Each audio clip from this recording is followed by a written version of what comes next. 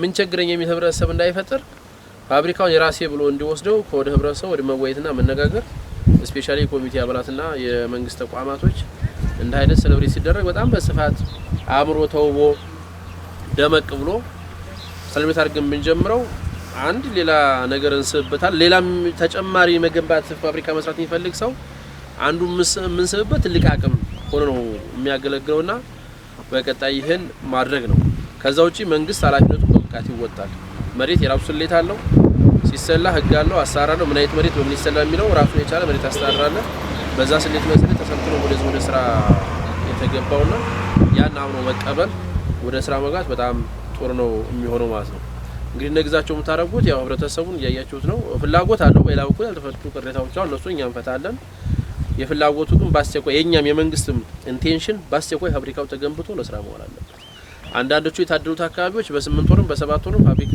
እየገነቡ ያስረከቡ ነው ያሉት ይሄ ደግሞ እንዲጓተት አይፈልግም ከዛ ይሄ በዚህ ክልሉት ከለማዋ ሌላውን ቅድም ለገበያ ምናምን ያችሁት ይሄ መሬት ሰፊ ነው ሲጀመር አሁን ይሄ የጋራ የወል የሚባል ነገር መሬት አይኖርንም ምክንያቱም ሁሉም ለልማት መዋል አለበት አንድ ጥርም ብቻ አስበህ ህልማውቂያ የለኝም በሚል ሰበብ ጥርም ብቻ ተጠቅመህበት ህዳርን ተጠቅመህበት አሳስ ተጠቅመህበት 3 ወር ከተጠቀምከበት በኋላ ሌላውን ባለሀብ ካሁን በፊት የነሱን የወረዳውን የዞኑን የቀበሌ ዱቄት ነው ከየሰፈሩ እየለቀምን መንገዛውኛ ነገር ግን እህል የሚወጣው ከዚህ ወረዳ ነው እዚህ ወረዳ ግን የዱቄት ፋብሪካ የለንም ስለዚህ እዚህ አካባቢ ላይ የዱቄት ፋብሪካ መቋቋምና ምርት መስጠት ማለት አጎንብሶ ለሚሄድ ባልቴቶች ሽማግሌዎች ለሌሎች ፈጥነው ተግባር ላይ ለሚያደርጉ እንትኖች እጅግ በጣም ፈጣን ናቸውና ይሄንን እነዚህን ባለሀብቶች ሁሉ እናመሰግን ይገባል ፈልገው መምጣታቸው ወደ አዲስ አበባ ጥግ መሄድ መቻል አለባቸው።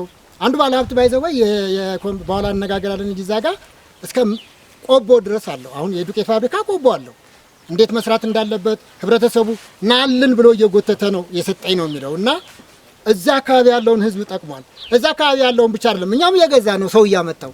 ነገር ግን ስንዴ የሚጫነው ከኛ ጋር ዱቄት የሚመጣው ከሌላ ጋር እና የኛው ጥሩ ነገር ነው ብዬ አስባለሁ። ልጁ ይሄንን በማሰቡ በጣም ደስ የሚል ነው። ምናልባት ብዙዎቻችሁ ታውቋቸዋላችሁ። 7 ልጅ ተወልዶ 7ቶቹን በዲግሪ ተመርቀዋል፣ 2ቶቹ በማስተር አንድም በመንግስት ስራ የሚሰራ የለም። ቤተሰቡ አካባቢ ላይ እስካሁን ልማት አልለማም። ገጠር መሬቶችን እኔ በጣም ታንክስ የምላቸው ቡርጥልቆች ለምንድን ነው እዚህ አካባቢ ልማት የማይለማልን እያሉ እስከ የሚፈልጉት አካባቢ ሁሉ ጥያቄ ያቀርባሉ። በመሆኑም የሆነ ነገር ጀምረውላቸዋል ዘንድሮ። ይህ አካባቢም ይሄን ነው መልማት ያለ መጠየቅ መቻል አለበት። ልጁ ካለ ልጁን ነው ማምጣት ያለበት። ዘመዱ ካለ ዘመዱን ነው ማምጣት ያለበት። ለምን ከበደ እዚህ ጋር የሆነ ነገር ሲሰራ ለለማ እዚህ ጋር የሚረዳው ነገር ይኖራል። ዱቄት ሊያበድረው ይችላል። ብሩን ከዛ ጋር ነገ ላመርት ነውና የተወሰነ እህል አቀርብልሃለሁ ብር ስጠይ ቢል ትሰጠዋለህ፣ ይሰጠዋል። ስለዚህ ይሄ ነገር ስላለ በሙሉ ወደ ስራ መግባት ይጠበቃል ህብረተሰቡ። ልጆቻችሁን አሁን በሙሉ ስራ እናስገባለን። አጥር አሁን ልንጀምር ነው፣ እዛ ጋር ሳምንት ልንጀምር ነው። አጥር ሊያጥር የሚችል ሰው የምንቀጥረው የምንወስደው ከዚህ ነው። ሌላ ስራ ሊሰራ የሚችል ሰው የምንወስደው ከዚህ ነው። ስለዚህ ይሄንን አስቡ። ይሄ ገጠር መሬት ቁጭ ብሎ እየተቀመጠ ነው። ምናልባት ከክረምት ላይ ጭቃ እንዳይነካችሁ ካልሆነ በስተቀር ነው ይውዛቶል። ምንም ጥቅም የለውም። ይሄ ምንም አልሰራላችሁም።